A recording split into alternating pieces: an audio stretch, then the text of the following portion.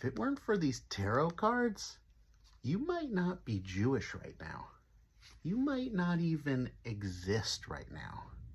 Let me tell you this story that has blown my life to bits with the proper setting.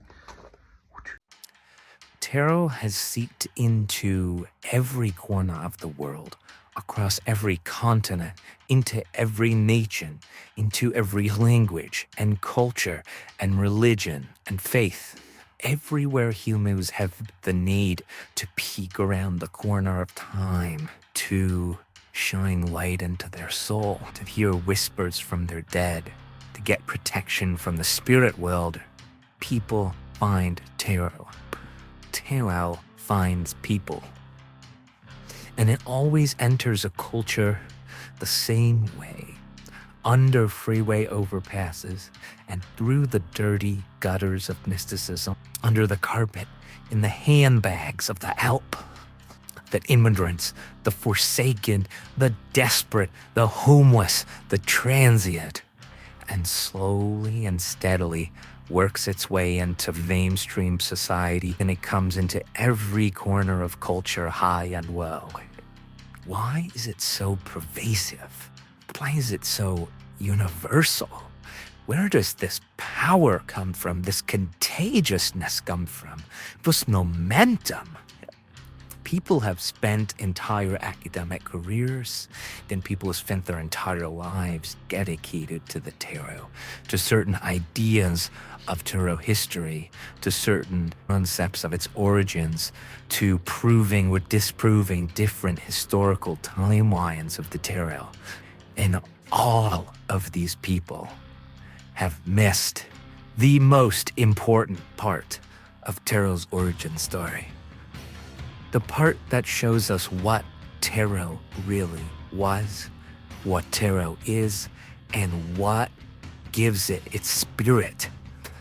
Tarot is Jewish, not biblical, not Kabbalistic, not Judeo-Christian, Jewish, made by Jews, for Jews. Specifically, in that pressure of fear, of genocide, of violence, of war, where Jewish innovation always happens. It was born in the midst of running, hiding. It was born from the Jewish ability to exist no matter what, and to keep existing at all costs.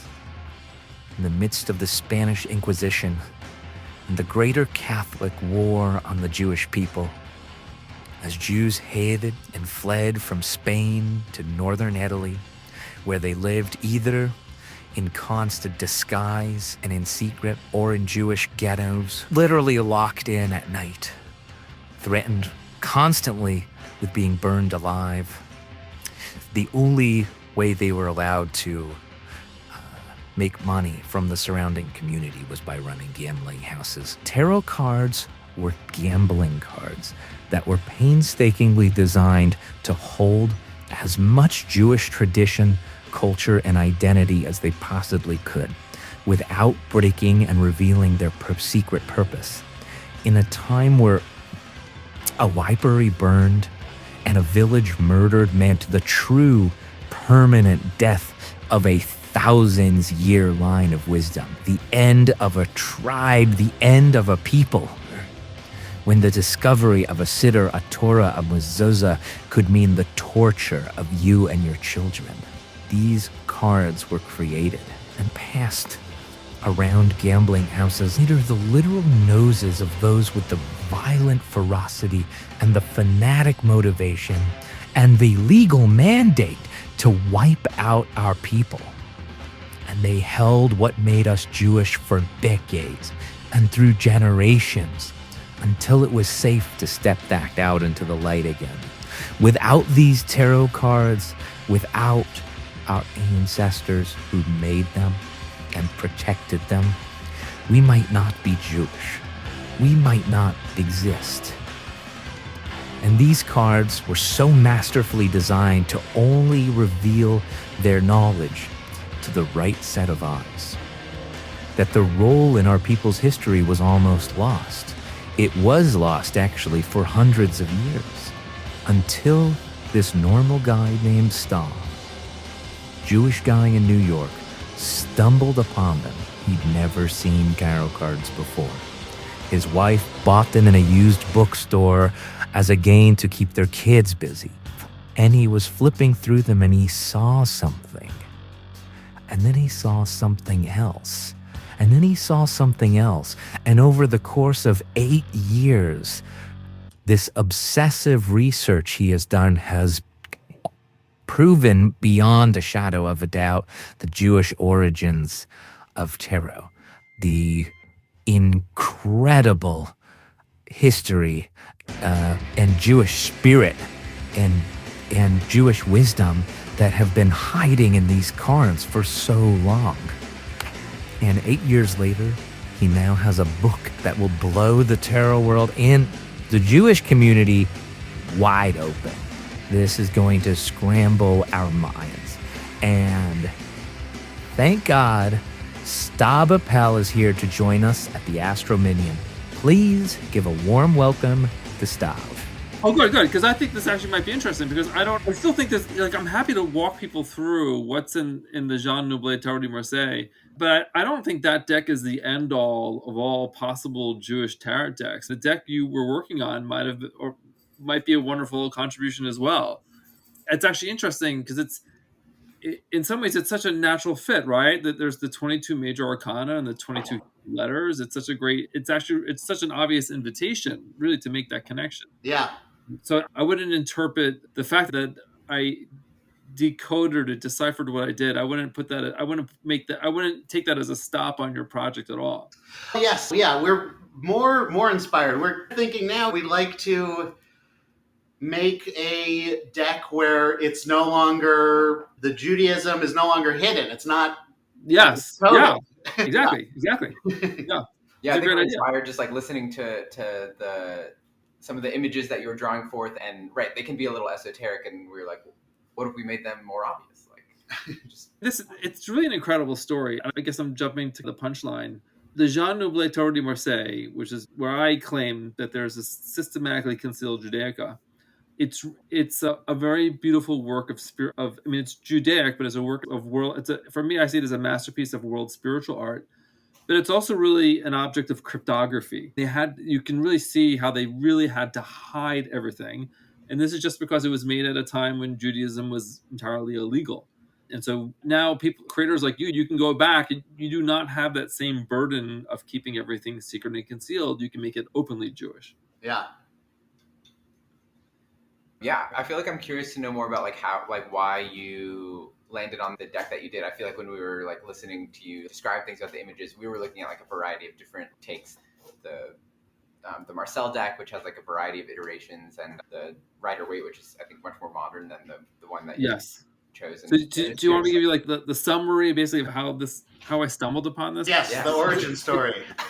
It's a very interesting. So whenever I tell the story, I have to give people just a disclaimer. So I'm actually not a tarot card reader.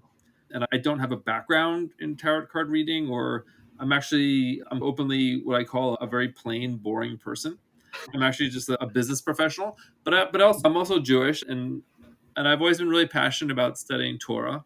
Not so much because I'm especially religiously devout. It's just I just find Torah really beautiful, and I study in Hebrew, so I've been pretty much reading Torah every day for about, I guess, 40 years or so. And if you do a little bit every day over 40 years, after 40 years, you accumulate quite a wealth of knowledge about it. And then I guess about 8 or 9 years ago, my wife came home and she had bought a used deck of tarot cards at a bookstore, which was unusual for her. And I was like, what is this deck of tarot cards? She said, I bought this deck because I thought it would be a fun imagination game we could use with our kids who were small at the time. And I did. I would pull out the cards and we used them to creatively tell stories to each other. And immediately I was just so struck because there are these very obvious references to Bible stories in the cards. I just thought that was really unusual. I'd never known there was a connection between the Bible and the Tarot. And after a while, I saw so many biblical references in the cards that I wanted to read up. I just thought it was so fascinating. Who would put Bible stories in playing cards? And when I read the official kind of accepted literature on the tarot, I found close to no discussion of this whatsoever. In fact, they had a completely different explanation for these images, and I just thought that was really weird. And there's a couple that are just undeniable. On the world card, there are these four animals, which in Judaism we know are the Arba Chayot, the four animals of Ezekiel's divine chariot. So I'm like, okay, obviously whoever made this card had read the book of Ezekiel. The deck I'd received was called the Tarot de Marseille, and it had another card. It had this depiction of a tall tower being destroyed, and the name of the card was the House of God. In Hebrew, House of God that's Beit Adonai, Beit Hamikdash, and one of the core narrative of the Hebrew Bible is the construction and eventual destruction of the House of God. So if you see a tall building being destroyed, like obviously that's the temple in Jerusalem. And which is, by the way, also a topic of the book of Ezekiel, the same book mentioned in the world card. So for me, it was just obvious. And then I read all these books in the tarot cards, and I was just totally confused. Like, how did no one ever draw the connection to the temple in Jerusalem, the house of God? It doesn't make any sense to me. So I developed, can only call an obsession with the tarot. I started just like buying different books and buying older and older decks and historical reproductions to unravel this mystery. And that's when I stumbled on a very unique tarot, it's known as one of the oldest historically preserved decks in the tradition of the Tarot de Marseille. It's called the Jean Noblet Tarot de Marseille. It was made around 1650 in Paris, France. And this deck was different. It had the same core template, but I could recognize that several of the characters in the cards, they seemed to me to be mimicking the appearance of Judaic ritual objects. And some of them were holding their bodies in the posture of Hebrew letters. And that's when I really understood. I was like, oh, I'm not seeing Bible stories here at all. I'm seeing Torah stories. And for the first time, when I saw this deck, I granted myself permission to decipher these images in a Judaic frame of reference, to see it as not as Catholic or Christian, but really as Jewish. And it just this whole world of Jewish symbolism kind of rolled out of the cards very quickly. And I was incredibly shocked and mesmerized by this. And then it took me a couple of years of really scrutinizing this one particular deck. And I've been continually shocked at the layers of not Kabbalah, but Judaism in these cards.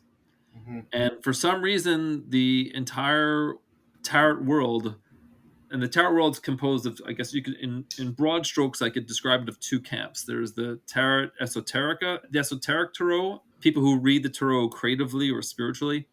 There's another camp which I call the tarot historians, who are very buttoned up and have disdain for the tarot esoteric people. But for some reason, both these camps have been suffering from a really bizarre Judaic blind spot. And that's really what I'm writing about and talking about, is that in the Jean Noblet, again, there's a systematically very sophisticated and comprehensive depiction of Judaism, which completely alters our known understanding of the history of the Tarot. Wow. First off, we're very thankful that you made that observation and then did all of this obsessive, passionate work to uncover this. Could we talk about historically? So this was 1650, you said, was the kind of when this was made? So the Jean Noblet Tarot was made around 1650. However, the story is unfortunately a lot more complicated than that. Okay. Because you have to appreciate that there's only a couple of hundred at most historical tarot decks still preserved. What I mean is, like, these are decks before there was true mass production, before the 1900s. There's only a couple hundred decks from this older period. And like from the 1500s, there's like less than 10. Wow. Then from the 1600s, there's very few, and then from the there's very few in the 1600s. In the 1700s, there's like maybe 20 or 30. Tarot historians like Michael Dummett, a very serious tarot historian, he estimated that maybe over 1 million tarot cards were produced. Wow. And why was there so many? Because people in the Renaissance loved to gamble and they loved to play card games. That was, you know how like kids today love PlayStation. Back then, people loved to play cards. That was like the PlayStation of their era, and they were really into gambling. So you realize there was 1 million decks of tarot possibly made. We only have a couple hundred. So what that means is that we have very few data points. We're trying to decipher a very complicated history, a very complicated symbolic lineage from really a very few data points. So we know through descriptions of the cards, we know that the tarot, kind of in the incarnation that we know it, with the special 22 picture cards, it was probably around as early as the 1500s. The first reference to the word tarot in reference to a deck of playing cards is in the very early 1500s. It actually occurs in a document in Ferrara in northern Italy. So even though the Jean Noblet is the oldest, the Jean Noblet is the only preserved deck that I know of that's knowingly Jewish. In every other deck of tarot, you can see a lot of these Judaic elements, but they're highly distorted. Sometimes the letters are reversed or the ritual object is distorted. So you get a sense that it was the artists who made that other deck, they were making a copy of a copy, and they were oblivious to the hidden content. The Noblet is the only deck that I'm confident was knowingly Jewish, but it has to have been, more than likely than not, it was a copy. It also was a copy of a copy, but made by an artist who knew that the details mattered. So when was the tarot actually originated?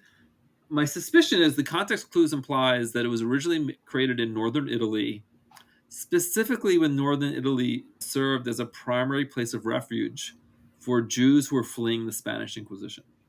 Remember, there was the Great Exile of Spanish Jewry was in 1492, Right. And in Spain in 1492, that was the largest Jewish population at that time. And the reason it was is that Jews had already been banished from France. They had already been banished from the United Kingdom. They had been largely banished from most of the territories of the Holy Roman Empire. In Italy, there were Jewish communities in Italy, but at that time they'd already begun the process of starting to contain Jews in various ghettos. So really, at that time, if the freest place in the 1400s, the freest place to be a Jew was actually in Spain. And that's why we remember the Spanish exile, is because when the Spanish exile came in 1492, that was basically a declaration of destruction for the world's largest Jewish community at that time.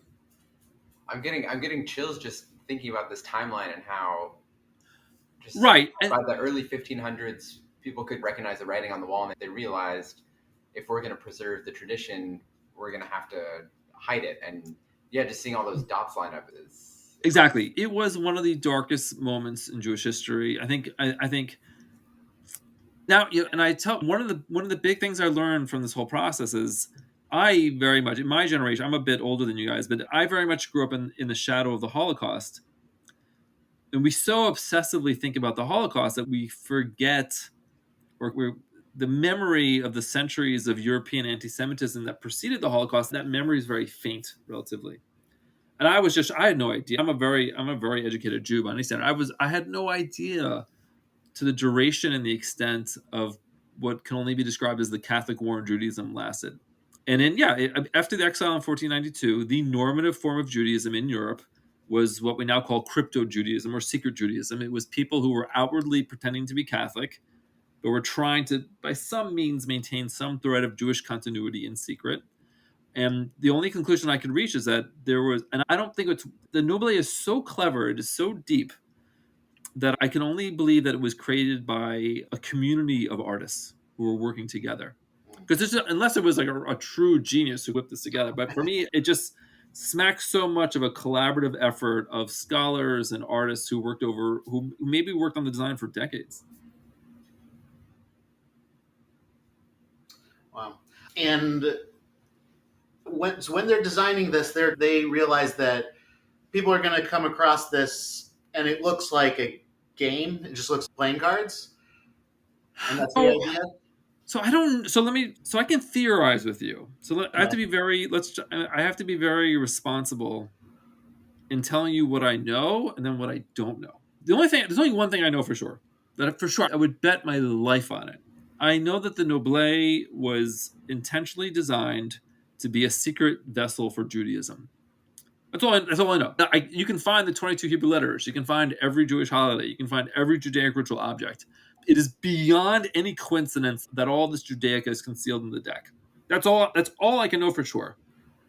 Now we take one step out, and now we're speculating. So I believe it was used as a tool for secret Jewish education, simply because I know that secret Judaism was the norm. I do know that there were activists who were trying to preserve Judaism, and I personally can't think of any other function for this deck other than that. Yeah. However, but I may be I may be projecting my 21st century sensibilities. I might be, and I'll give you one example. There was one very famous rabbi at that time was Rabbi Chaim Vital, and he was a great student of Rabbi Luria, kind of the founder of Lurianic Kabbalah. And he has a diary called Sefer Chazanot, which is called the Book of Visions. And I've been reading as much primary literature as I can of that period, just to learn about what was the Jewish community doing in the 1500s and 1600s. And I read Rabbi Chaim Vital's diary, and in his diary he has this very detailed descriptions of all his visitations to fortune tellers. And he goes to various fortune tellers, and they do dream interpretation. They summon spirits from other realms. They have these sessions where they put drops of oil in water, and then they tell him his future by the shapes of oil. Now, this is Rabbi Chaim Vital. This is one of the most respected rabbis in the history of Judaism. Right? It's not incredibly surprising. So that's as a sidebar. In contemporary Judaism, we've really done a great job of kind of really cleaning and we've really made squeaky clean our history. There's a lot of magic underneath the carpet that we don't like to talk about. In short, a lot of modernists pretend isn't there. But in traditional Judaism, there was a ton of magic, and there was a ton of what we could only call fortune telling, and there was amulets and magic spells and all this stuff. And so now, I don't know. So I've made this assumption that it was a tool for secret Jewish education. But if you put it in light of Chaim Vital's diary, I don't know, maybe they did use it for fortune telling. I don't know. It's possible. Mm-hmm. It certainly could be both. Could be both. The reason why it couldn't be many uses, yeah. Absolutely. With so much effort put into it. Absolutely. I personally believe that in the Renaissance people were gambling, and they were and in Italy there was a tradition to use highly decorated cards, right? They made pretty cards and they would use it for gambling. I think someone came up with the idea of, hey, we can hide a Jewish curriculum in a deck of playing cards. So a secret rabbi could go to secret Jewish communities and conduct secret Jewish education in a way that would not be detected. And interestingly enough, I found out, after I've been writing about this for a couple of years, I found out that there are actually documented reports of this happening in Spain, and actually in communities in Portugal. There is the tradition that it is documented that Jewish communities would gather to come, and they would gather for religious study under the guise of playing cards. Wow. So that was the excuse. Now, were they using tarot cards? The anecdotes don't explicitly say tarot cards. They don't say that. But I do believe it was used for secret Jewish education. I do think this was a tool for akin to the old story of the dreidel in Hanukkah. The old story was that they would the Roman soldiers would think they were just playing a spinning top game, but in actuality they were using that as cover for gathering. I suspect that was the original tarot. Wow. That's wild. It is. It's an insane story. Yeah. And actually and that's why I just wanted to, and thank you guys for inviting me to be on this podcast. It's such an amazing story of Jewish continuity and Jewish perseverance that I really, every time someone gives me an opportunity to share it, I just take it, because this is a story that deserves to be known. Yeah. It's really beautiful. I'll also say I think in a way I'm not surprised that people have missed this. I feel like hearing you talk about it, like you clearly have a very deep and rich Torah knowledge that's you've made your own, and just taking this interest in the tarot. I think there's not a lot of people who are sitting inside of all the Venn diagram sections that you're in to be able to really approach it from this angle, and then just for these themes to come forward in a way that maybe no one else was even looking for. Yes. I suspect that's an interesting question, is why, out of all the millions of people who looked at the tarot, what happened with me that was different? And I think I actually because my professional education is actually in data analysis. And when you in the world of data, you're constantly looking for patterns. And for me, when I looked at the cards, I was like, oh, there's a pattern here. This is a pattern. And then when I followed that pattern, this came. So I think it was the combination of my Torah knowledge with that data science education that obsessed my whole profession is obsessively looking for patterns. It was the marriage of the two that kind of. But I tell people I'm happy for praise and positive feedback. But the real story here is the Nobile is really a work of genius. I'm just a cheerleader of this. Some artists who we have no idea who this guy is or who they were or who these women were, we have no idea. They made such an amazing work of art. I'm in complete awe of it. And so I'm really just a commentator on something that they produced. And they're like these forgotten artistic heroes. Yeah. And even though they're forgotten, like the power of that work, all of that intention, all of that symbology, you don't even have to be Jewish to be captured by it. It's like the most common, universal, esoteric, mystical tool in the world now. Yes. Isn't that amazing? That's the wild part to me. It makes me so proud that I'm Jewish and all of these people are don't even know what they're using. So there's this Russian artist who I'm doing a writing project with, Nico Dubrovsky, and she told me that she sees it as like as someone took Judaism and they married it with a deck of playing cards, like a deck of gambling cards, and that produced this like alchemic explosion that produced like the contemporary tarots, like that marriage of like Jewish tradition and gambling just went crazy. Yeah. It's a really interesting image. It's an interesting idea. Yeah. Because being, especially at that time, being Jewish was already an underground practice, something that's outside, something that you need to hide. And then gambling is seen as a vice, something you might not be proud of also. And it just, Yes, it's funny you say that. There's a lot to that. So interest, like in the Kingdom of Ferrara at this time, and a lot of people think that the first 22 card Trump tarot was made in the Kingdom of Ferrara. The Kingdom of Ferrara was interesting in that the Duke of Ferrara had created, this is the period of the city-states where Italy didn't really exist. There were all these many different kingdoms and fiefdoms and city-states. And the Duke of Ferrara, he was actually in the midst of a war with Venice. And he really needed cash to support his war. So he intentionally recruited crypto Jews from Portugal and Spain. And the way he recruited them, why is that? Because the Jewish community in Spain was very wealthy. It was because they had for generations they had been working as tax farmers for the Spanish monarchy. And so when he wanted to recruit crypto Jews, he basically he declared that Ferrara would be like I'm going to put it very crassly. He declared it a Jew safe zone. He said, if anyone comes to Ferrara and openly practices Judaism, we will not persecute them. So it was the only place in Europe where if you were someone who converted to Catholicism, you could revert without fear of being persecuted by the Inquisition. And so a few very wealthy families went to Ferrara, and one woman in particular, Donna Garcia Nasi, who was a great patron of crypto Jews. And she made her way all the way to Istanbul eventually in order to just have an openly Jewish life. But one of the things so gambling was very much a vice in the Catholic Church. And one of the things the Duke did is that he gave an exclusive license to the Jewish community to run gambling houses in Ferrara. Oh, wow. And so many of the gambling houses in Italy at this time were run by Jewish families, but specifically in Ferrara. And the Duke himself was a great gambler. In his diaries, we know that he would almost every day he could be found gambling with his friend whose name was Abraham the Jew. Wow. Yeah. So that's crazy. It's a crazy story, right? And it's amazing to me that it's just so weird to me. I just don't understand the tarot. I don't understand the tarot historians and the tarot occultists who have been debating about the presence of Hebrew letters in these cards. They've been debating it for centuries. They've been talking about, the 22 major arcana, the 22 Hebrew letters. And no one thought to say, hey, wait a second. Let's just put these Hebrew letters in their actual historical context. Who in the 1500s would have had any motivation to hide Hebrew letters? Like, how did no one ask to think that? It's such an obvious question when you think about it. It's insane, right? Yes, yeah. The one people that speaks Hebrew. And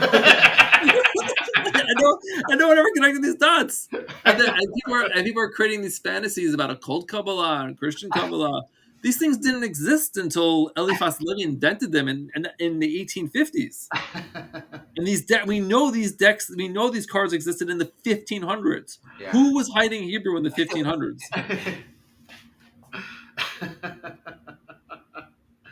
Man.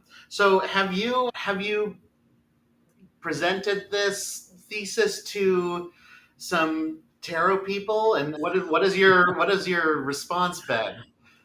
It's been really interesting. Yeah. So the response has been mixed. I've had a lot of people who have been very encouraging and very receptive. Mhm. And there's been a lot of people who have not been encouraging and have not been receptive. And in general, I would say, I'm sorry, you have to excuse me 1 second, please. Of course. We can get the towels. Yeah. This is going really well. I think the sound all worked. We'll see. Yes, we will. Yeah.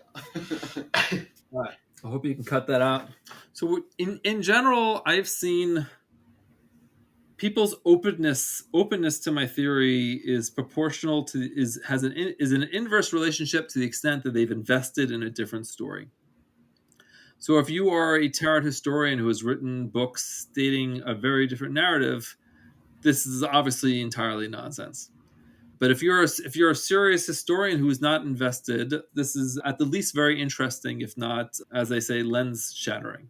But it's been a tough slog, and there's a thread of I'm sorry to say, there is a thread of just good old fashioned anti-Semitism. People see the tarot as like a Catholic relic, a Catholic object. Just suddenly to be told it's Jewish is a bit hard for some people, and I've seen some really fortunate emotional responses. And in the Jewish, and I'll tell you, in the Jewish community, it's interesting. A lot of people are really excited and really embrace it very quickly. One of the challenges, a lot of people are just, Jews are great skeptics. A lot of them are like, wait a second, this is too crazy to be true. It's too insane to possibly be true. Yeah. And I'm really sympathetic to that response. I think there's a lot, I understand it. But if you walk through the cards methodically and you really see the degree of, at a certain point, you have to surrender the cynicism and just let your eyes see what's there. And then there's a religious Jewish element where immediately they're like, oh, wait a second, tarot is avodah zarah, it's idol worship, it's witchcraft, and obviously this has nothing to do with us. And for many people, that's the end of the conversation. The conversation never even starts. Yeah. The funniest people are the academics. The academics are challenged because they when I talk to academics, they want to know my sources. And I'm like, I don't have any sources. I'm like, just look at the card, just look with your eyes, because academics deal in sources. So there's no footnote, there's no one to reference. So they're just like lost. So I jokingly say academics will write about this once I'm dead, because then they can use me as a footnote. And then until I'm dead, it's useless to them as long as I'm still alive. So I imagine once I'm dead, there'll be like 100 PhD theses about this. But until then, it's confined to the realm of like speculative literature. Academics proceed one funeral at a time. Exactly. Yes, very well phrased. Yes, exactly. I'm the most fascinating part for me is because I've been a witness to all of those esoteric and mystical debates about connection to Hebrew and whatnot, and it's a coincidence, and et cetera, et cetera, et cetera. And with so many books after books, and like people have spent their lifetime figuring out the just Hebrew alphabet, how it matches up with tarot, and then having an entire set of mystical beliefs on top of that, and on top of that, and on top of that. When they're not discovering it was put there on purpose. And it's wild that, man, just the Jewish spirit of hiding it in there. It's ingenious, and it's magic. People are drawn to it, I think, just because there's so much intention, there's so much detail. They just don't know why they're drawn to it. Yeah, no, people, it is really a magic object in that sense, and that it really draws people in. Yeah, but you raise a really interesting question that was implied in that, because if you read, say, the writings of Arthur Waite, or certainly Eliphas Levi, yeah, if you read Eliphas Levi, there's so much Hebrew, and it references Jewish holidays and Jewish holy objects, and then he just veers off in like wildly different directions. Yeah. And so I wrestle with this because on one hand, I'm Jewish, so I see that as there's something profane or sacrilegious, and that he's taken my symbolic system and distorted it. Yeah. but we have to be honest here. Like that's every religion is that. All of our religious traditions are constantly in dialogue with each other, and sometimes they do evolve by virtue of a creative misunderstanding. There's actually a lot of ancient Egyptian mythology concealed within Judaism. And obviously in Christianity and Catholicism, there's a ton of Judaism. And there's Akkadian literature predates Judaism. And you can find a lot of our legends and myths are from their belief systems. And it's basically all of humanity there's this constant evolving ecosystem of myth and symbol. It's constantly in dialogue. So is there room for us to give reverence and respect to what the occult Tarot has been? It's like an offshoot of Judaism. It's now we see it as it's a neo form of Judaism. Actually, it's not just a crass ripoff. It just that's how it evolved. Mm-hmm. Yeah, I like to think of these trying to determine whether something's cultural appropriation in a bad way or some sort of development in a good way. It's like a racist jokes. Usually, if they're just bad jokes, then it's bad. If it's actually funny, then no one's offended. And so I think, what people have done with Hebrew alphabet and Kabbalah and the tarot, they wouldn't be called religions, but they've made essentially like entire new faith systems and intricate and beautiful. Yeah. It's a very level. It started out bad. It's impressive at the absolute least. It's very impressive and beautiful. I actually view the world of the occult tarot as a sort of religion. It's not. I think it is. Yeah. It's different. It's Judaism. Like all the good Abrahamic faiths, we're all obsessed with having clear articles of faith and clear lines of who's in the party and who's out of the party, and that's like our exoteric tradition. It's like a fortress. It's like a fortress of the mind. But the esoteric traditions aren't like that. The esoteric traditions were all happily copying ideas from each other, and they were very happy to blur the lines and the distinctions. So I see the world of the occult tarot as like an esoteric tradition in that sense, and that it doesn't have articles of faith. Actually, one of the articles of faith is that there are no articles of faith. It invites people to interpret and reinterpret the tarot over and over again. In that sense, the tarot community, in many ways, they see me as a heretic because I'm violating. That's like the one unspoken article of faith of the tarot world is that the cards somehow have room for every interpretation. Huh. So suddenly I'm violating that. I'm like, not so fast. It's not here. There's actually one specific interpretation that really shines a little brighter, and I'm their heretic. But I do see it as a general. I'm inviting them to not see this as a moment of disappointment or deflation, but really to see that there actually is a really very deep spiritual heritage to these cards, and more and more I'm recognizing in them that they're a spiritual sibling of sorts. Yeah, this has me thinking too about just like 14th century Spain and what a rich period for Jewish mysticism there was, and how much there was with Islam and mystical Islam. Arguably, like Jewish mysticism and the Kabbalah were in very deep dialogue with Islam mysticism, and how spirit carried through into the beginning of that diaspora, and maybe what kind of generated these cards was like carrying some of that intention and that framework around like how these teachings can live and how like Torah can be in dialogue and exchange with. Yes, that's very well put. Exactly. So the Kabbalah, it wasn't always this, but it became the great esoteric tradition of Judaism, the mystic tradition. And the Kabbalists were clearly borrowing ideas from the other faith traditions, like in particular the whole veneration of the Shekhinah. The Shekhinah is like the feminine face of God. Well, that was very much inspired by the veneration of Mary and the Catholic tradition. That spoke to people. They wanted there to be a feminine face for God, and so the Shekhinah developed to fill that same function in Judaism. And the Shekhinah she's the heroine of the Zohar, and the Shekhinah appears quite prominently in the Tarot. And the difference is that the Kabbalists, the esoteric folk, they don't have the same pride of the exoteric. If you're the Pope or you're the chief rabbi, first and foremost, you want to be right. And you want to be God's representative on earth. And you want to be the source of all right and truth. Whereas the esoteric mystic, they actually have a lot more admiration for the questions, for the mystery of what they don't know. And so the esoteric they're always swapping ideas, always learning from each other, always improving, always open to the possibility that there's something else they don't know. And very much Kabbalah and the Zohar is a fruit of that culture. And the Torah is, in my mind, the Torah is very much is also a byproduct of that culture.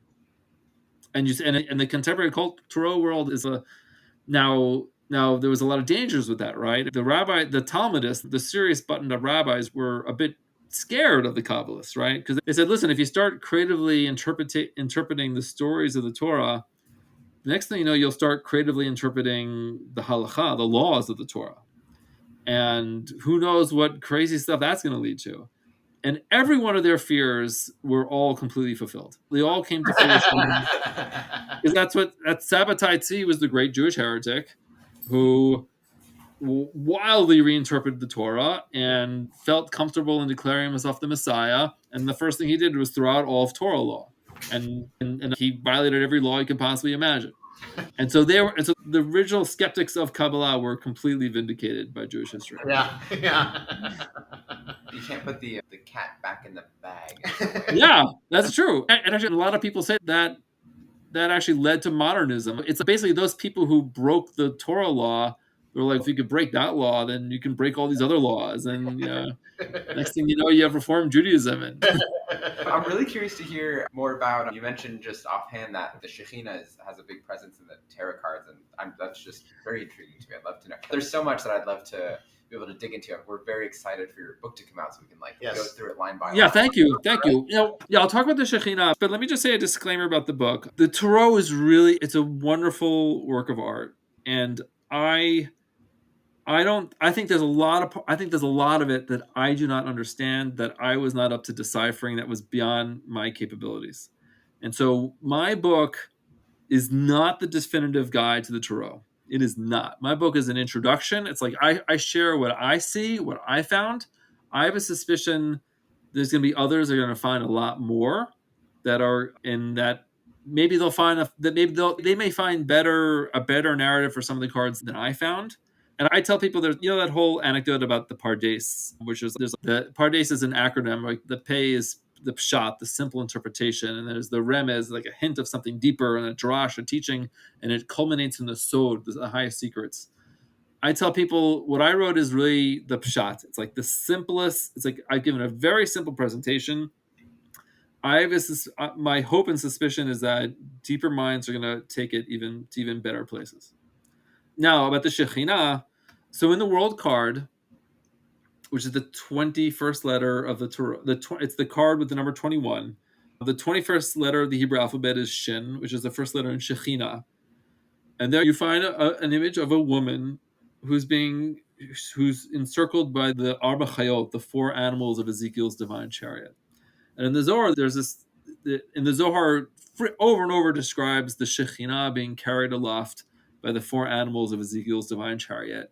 So the world card is an obvious depiction of the Shekhinah, and it goes a little bit deeper. I don't want to describe it without a visual for someone to actually look at. But it's a very deep, beautiful image that someone obviously put a lot of thought into. But there's a lot in the world card that tells the deeper metaphysical story of the Shekhinah.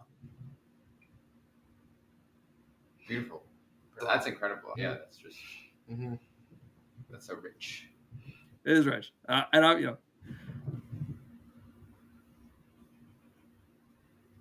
Yeah, I have no doubt that people are going to take your book, and just because the nature of tarot, you just give them one more layer. There's even more to fall into, more to explore. It's an infinite amount of knowledge in that system. Yeah, so you just give a new entryway in. Yeah, and appreciate the permissioning too. I think I feel excited to see what, with this lens and with this angle, like what starts speaking to me for the deck. So. Yeah, and I'm really excited to see what you find in it. Cool. It's a very complex. It really is. Without exaggeration, it's a masterpiece. It's a work of genius, and that's my most important thing. Is that for me, the one goal is what I really hope for. I'm hoping to get other because I'm not an academic. Like, this is not my field. I really want to get like real scholars in this area. I want them to say, see this, notice this, work on this. That's my real goal, is because I think this is just a key to a whole other world that hasn't been studied at all. Yeah. Yeah. Okay. So tell us how we can spread the word about your book. It comes out does it come out in October? Is that right? It comes out it's coming in the middle of October. So it's being offered it's been produced by these guys at Ion Publishing who did a wonderful job. They had me rewrite the text about 5 times, and they nearly edited me into a nervous breakdown. Not a nervous breakdown, just too exhausted. They really went over it really well. They did an excellent job. They pushed me to far greater level of sophistication than I would have been able to do on my own. So I'm really grateful to them. And then they had these great artists that we commissioned an artist from France to do a historically accurate reproduction of the Noblet. His name was Florent Gerard. I'm sure I'm mispronouncing his name. But his task was to take the scans that exist in the French National Library, but to recreate the cards in how we think they looked on the day they were created in Paris 400 years ago. And he did a beautiful job. And it's the only modern reproduction. This is actually an interesting point. It's the only modern reproduction that faithfully preserves all the concealed Judaica. There's a few artists who have made other copies over the years, but they always left a few things out because they didn't know what details were important. Like there was a few concealed Hebrew letters they left out, or they took a creative liberties not knowing that they were distorting like the concealed date for a Hebrew holiday or something. So they this smudge or something. I'm just gonna exactly. They just thought it was a smudge. I was like, that's not a smudge. That was a Hebrew letter. Like, exactly. And so you can see, I tell people the history of the Tarot, it's like a game of broken telephone, where it's like a game where people repeat the whisper over and over again. And by the time it arrives, it's totally distorted. And that's what the Tarot was. So people, because they didn't know the meaning of the smudge, they were distorting it. Wow. So I sat with Florent and I taught him everything. So nothing got left out. Wow. I'll just give you an example. There's a Shabbat card, and in the Shabbat card, there's a wall in the background. And there's on Shabbat, there are specifically 39 forms of labor that are forbidden. Is it 39? I got it right? I'm worried about my memory now. Okay. I believe it's 39. That's right, yeah. And so in the wall, in the Erev wall, there's exactly 39 pieces of brick in the wall to commemorate the 39 forms of labor that are forbidden on Shabbat. And then in virtually every version of the Torah de Marseille, there's only that you can find the number 39 only in one version, it's the Noblet. Yeah.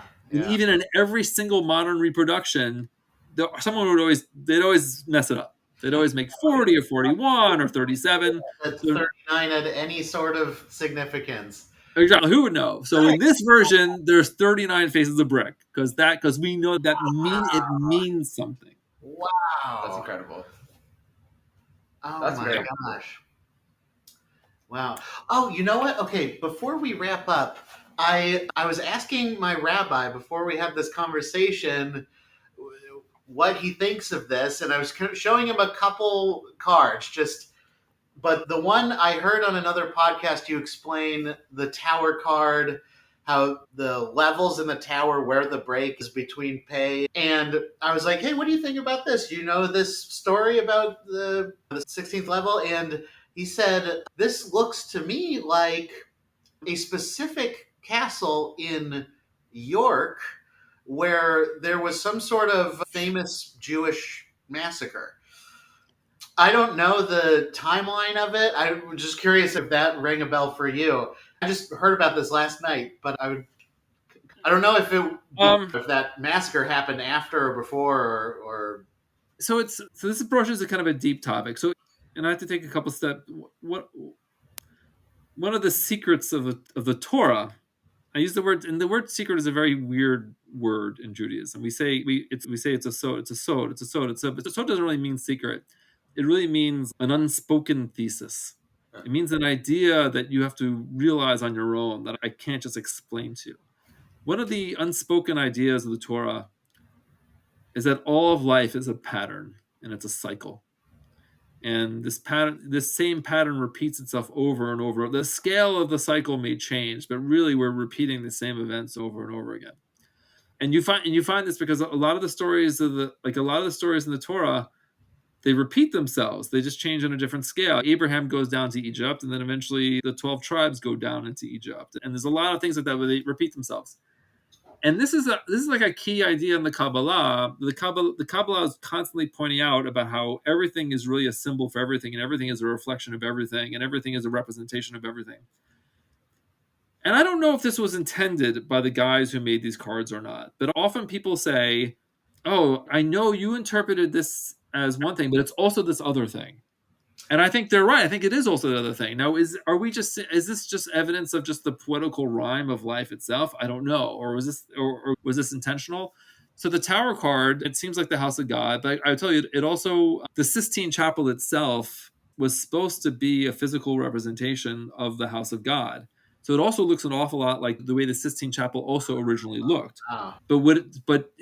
Could it possibly be a representation of other buildings that were also? Yes, it may very. I don't know, and because people constantly bring up these things, like it could be this, it could be this, and I'm like, yeah, it may very well be like that. And this is hard for me because at a certain point, the cards actually become genuinely magical, and then at this point, I start worrying about, all right, maybe I'm becoming a victim of imagination. Maybe I'm losing my mind at this point. I don't know, but Yeah. Is it the layers of symbology in the card, or just in reality itself? Or is that life? Or is that life itself? I don't know. I don't know. That little struggle there. Am I going too far? Am I turning crazy? That's a universal experience in studying mysticism. Always that happens. That little anxiety. Have I lost touch, or am I going in the right direction? And everyone has those moments all the time. I know. I don't. Maybe this whole thing is. Maybe I'm actually a madman in an asylum right now. It's entirely possible, right? Yeah, these things happen when you try and look historically at something so mystical. It pulls you in a little bit. It starts to pull you in. Yeah. Yes. Yeah. Yeah. So, to answer your earlier, so it's coming out from Iron Press in October. Okay. It is the deck and the book and a concise guide to the Concealed Judaica married to. So if you go to Iron Press, or even if you go to Amazon, you put in Torah Tarot, Stav Appel. You can pre-order it now. But it will also be hopefully widely available where all good books are sold. Cool. Great. I love that it comes with a separate deck so that you can flip through, without needing to turn the pages. You have to, because it's not the book isn't like a narrative where it like tells a story. The book is, let me guide you through what's hidden in these cards. So you really need to have the card in one hand and the book in the other, and for you to connect the dots. And I've tried to make it as concise as possible.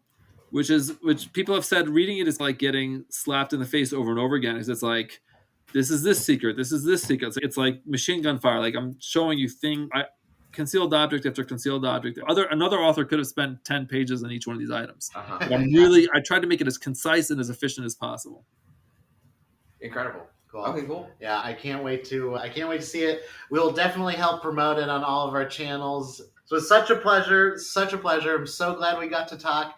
And we'll definitely stay in touch. I'm sure. Yeah, let's stay in touch. And and by the way, we've missed the most important topic. I'm very inspired by your mission. I think it's beautiful. Cool. I think the idea of bringing in higher levels of concern and consciousness to Judaica ritual objects is really beautiful. And actually, I guess I should go through the process of trading in my old-fashioned tefillin for cruelty-free tefillin.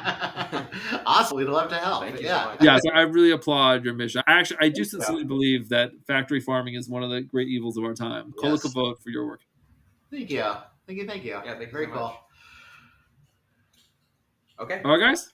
All right, Stav. Yes. All right. Thank you so much. I really enjoyed it. Thank you for the opportunity to share. I appreciate it. Of course. Yes. Okay. All right. Yeah, we'll talk soon. We'll definitely stay in touch. Thank you so much. Bye-bye. All right. Thank you for listening. That was episode 2 of the Astral Minyan, brought to you by the artist behind Shaddai Elementals. For more information about Shaddai Elementals, visit vegan-tefillin.com, where you can find beautiful, cruelty-free tefillin, sustainable mezuzot, and more.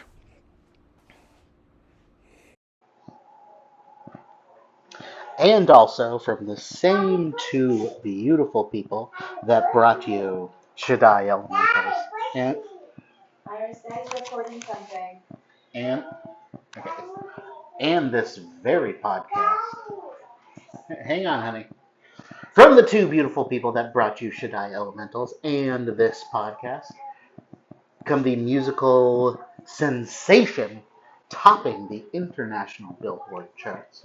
At number 7 right now in the top 40, maybe number 3 by the time this podcast airs. Beam Me Up. Here it is.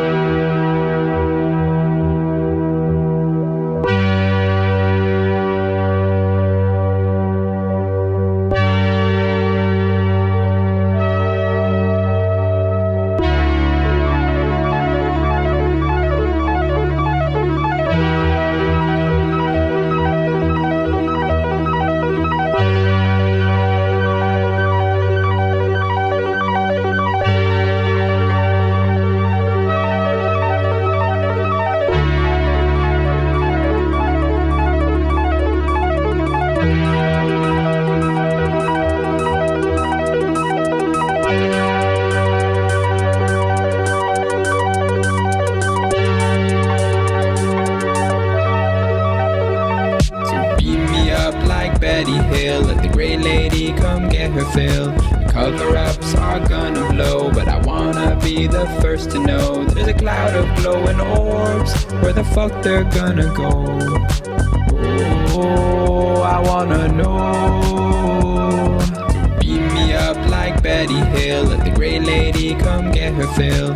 Cover-ups are gonna blow, but I wanna be the first to know. There's a cloud of glowing orbs, where the fuck they're gonna go? Oh, I wanna know. At first I felt afraid, I felt fucking petrified. I'd never seen a ship so big it covered half the sky. But something in the color, in the sound, and in the vibe made me come alive, and I followed it inside. I don't remember much, but I do remember pieces. The texture of their skin and the way I prayed to Jesus. The metal of their craft and the light so freaking bright. They drop me off alone in the middle of the night. Now nobody believes me and it drives me fucking crazy. I get premonition magic, but it's usually sorta hazy. The Navy and the Feds are all acting super shady, cause they know the shit is real, but they keep the people waiting. But the people know the bullshit when they see it in the making. We're putting it together cause the truth is for the taking. Waiting for the day when the facts have been revealed. We'll pick up all the pieces and we'll see just how it feels. Beam me up like Betty Hill. Let the gray lady come get her fill. Cover-ups are gonna blow, but I wanna be the first to know. There's a cloud of glowing orbs, where the fuck they're gonna go? Oh, I wanna know. Beam me up like Betty Hill. Let the gray lady come get her fill. Cover-ups are gonna blow, but I wanna be the first to know. There's a cloud of flowing orbs, where the fuck it's gonna go? Testing. Testing. Okay. It's about to start. Beam me up like Betty Hill. Give me those thrills that Barney spilled. My palms are sweaty, my skin's got chills. This alien shit is fucking real. Old world dead, new age is here. Space is filled with eyes and ears. Reptilians graze and Nordics peer into our souls through our fears. What if Moshiach ben David had arms like a motherfucking centipede? And he Dogon danced from Sirius B. First believe and then you'll see. Our military has non-human biologics, and Venetians gave me visions that defy all logic. The Phoenix lights, the body in Brazil. This alien shit is fucking real. Greys have been using our DNA, cause Eisenhower told them that it's okay to hybridize alien human babies with star languages born in their brains. Roswell, Rendlesham, the Belgium wave. Bob Lazar in the Nevada cave. Seen on the moon by Buzz and Neil. This alien shit, it's fucking real. Beam me up like Betty Hill. Let the gray lady come get her fill. Cover-ups are gonna blow, but I wanna be the first to know. There's a cloud of glowing orbs, where the fuck they're gonna go? Oh, I wanna know. Beam me up like Betty Hill. Let the gray lady come get her fill. Cover-ups are gonna blow, but I wanna be the first to know. There's a cloud of glowing orbs, where the fuck they're gonna go? Oh, I wanna know. Beam me up like Betty Hill. Let the gray lady come get her fill.